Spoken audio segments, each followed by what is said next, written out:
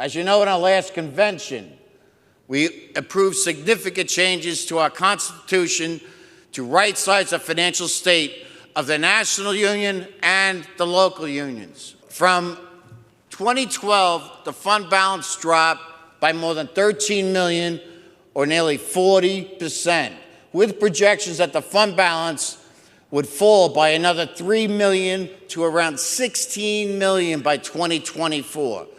Without a financially secure national union, we would face the prospect of having to make choices not based on what is best for our members, but instead on what will keep the union from financial ruin.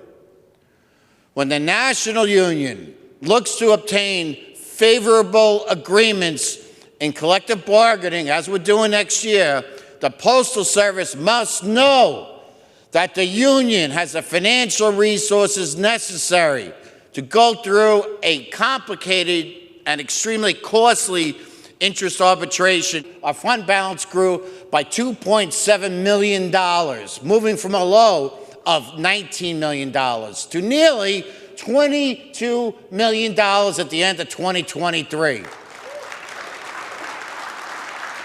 Now, not only have we improved the financial picture for the national union, but we also did so without harming the financial security of our local unions. 36 local unions from 2022 to 2023, assets collectively grew by approximately 10%, or an average of increase of $125,000. Our craft size has risen to currently almost 53,000, when including both career and non-career MHAs. If you look back only 6 years, we were at 44,000 employees. In other words, in just 6 years, we've grown already by more than 20%. We expect more growth by as much as 10,000 or more even in another coming years, and that's 20% of an increase. The growing problem is that new employees coming into our craft are not joining the fucking union. The chances of convincing them to join the union at some later point when they get out on the workroom floor or upon conversion to career, the later and later we wait, the chances for us to get them in the union becomes what? Smaller and smaller. Put simply, if we don't stop this trend, we can expect an ever-shrinking membership dues base, and as a result, much less financial resources, and much less of an ability to achieve what all of us here do for our members, what all of yous are here to do for our members.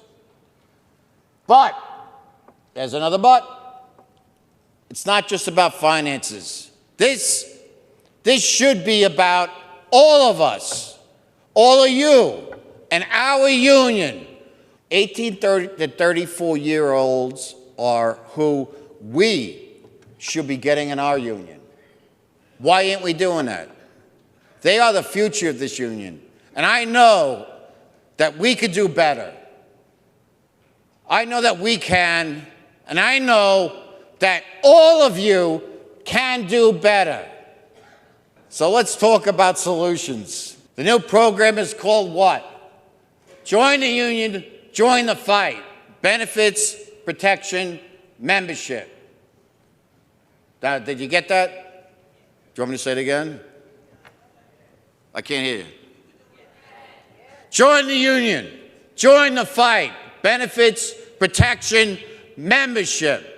We created new updated tools and resources available to all of you in an effort to ensure that every member of our craft understands not only the important work that we do here, such as negotiating a national agreement, protecting our craft jurisdiction, getting more mail handler jobs, ensuring management doesn't violate our protections of our contract, fighting improper discipline, or our ability to do that work depends upon rooting out fucking scabs and getting everyone in our craft in this fucking union. So, what have we done? We redesigned the website. Join the union recruitment webpage. How do you like that? We have redesigned new brochures. We have this new brochure out there now. We also have membership cards. We have posters geared specifically to the younger generation of mail handlers. But that's not enough. So, we have identified a number of crucial tasks. Prepare. You got to prepare.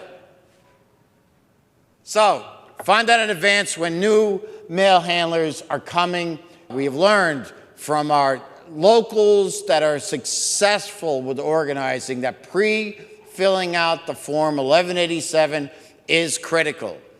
The next thing you got to do is what? Be at every orientation. Let's face it, shared services effing sucks. They really do.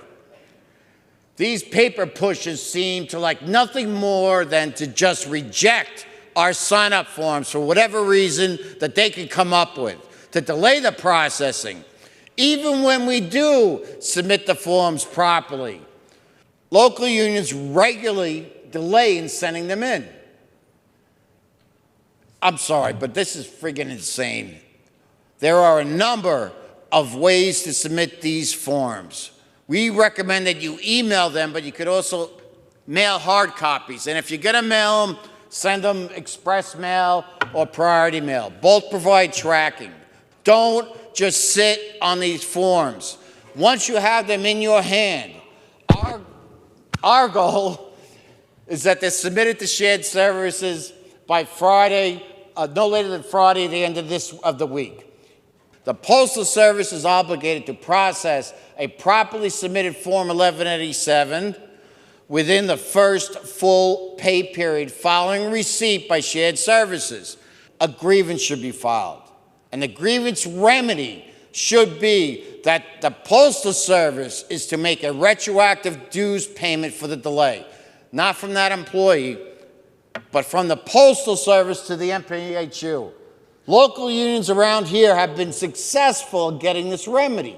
I am confident that these new tools and the support from your brothers and sisters at the national and local levels, we can reverse the low membership numbers for our MHAs and continue to build this amazing union so that it continues to operate at an extremely high level. I want you to all know I am so proud to be a member and a leader of this great union. And I look forward to working with each of you to continue to build the future of this great union for many more years to come. Thank you, brothers and sisters. I love yous.